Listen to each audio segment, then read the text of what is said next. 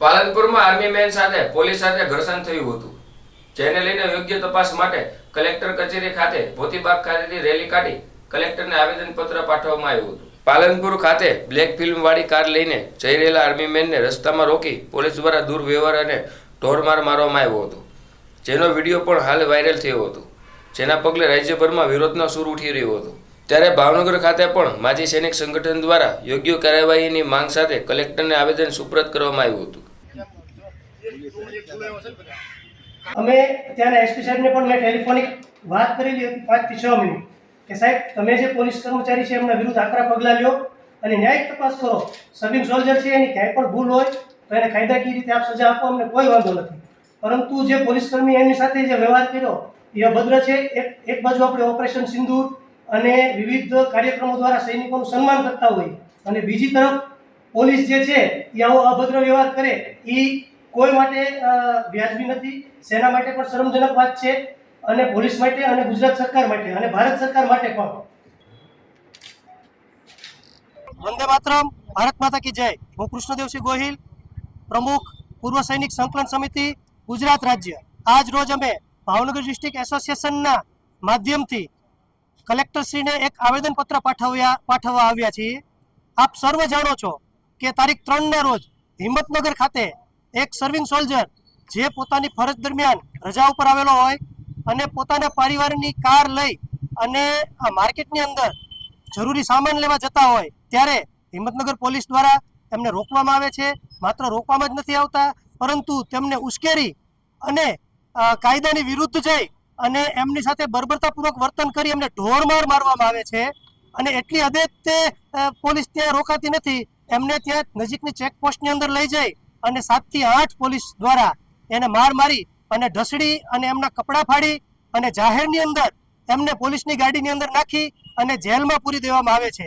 હું આપ મીડિયા અને કલેક્ટર સાહેબના માધ્યમથી ગુજરાતભરના જે રાષ્ટ્રપ્રેમી જનતા છે, સરકાર છે, સંગઠનો છે, એમને હું કહેવા માંગુ છું કે એક તરફ સરકાર જે છે એ ઓપરેશન સિંદૂર અને વિવિધ માધ્યમ અને વિવિધ કાર્યક્રમો દ્વારા સૈનિકોનું સન્માન કરે છે। અમારે આવા કોઈ આર્ટિફિશિયલ સન્માનની જરૂર નથી। અમને અમારા હક્કો મળી જાય ને અમને ખાલી અમારી સાથે રિસ્પેક્ટથી પ્રશાસન છે એ આવે એ જ અમારા માટે મોટું સન્માન છે।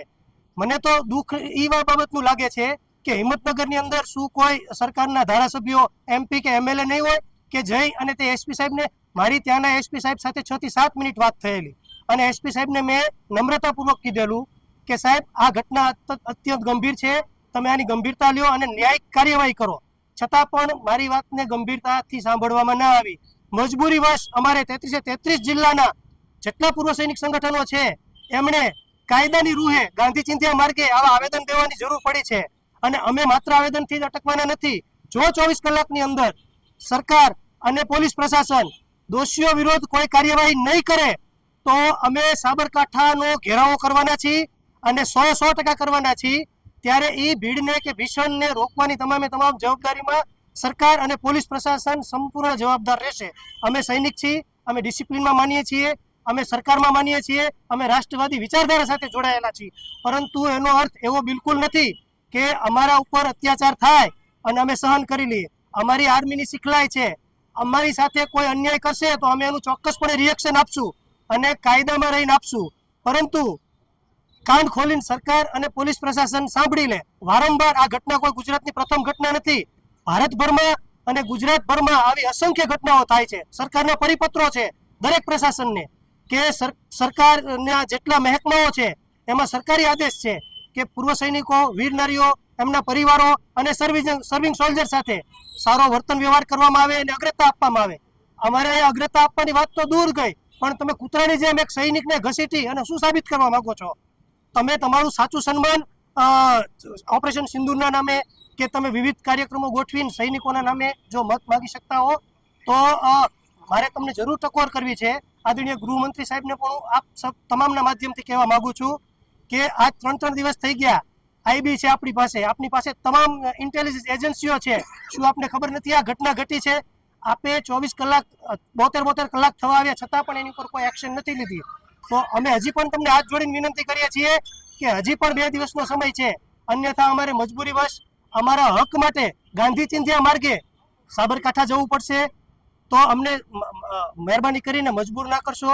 અમે ડિસિપ્લિનમાં અને કાયદામાં માનનારા લોકો છીએ, પરંતુ અમારા સન્માનના ભોગે ક્યારે પણ નહીં. વંદે માતરમ. ભારત માતા કી જય.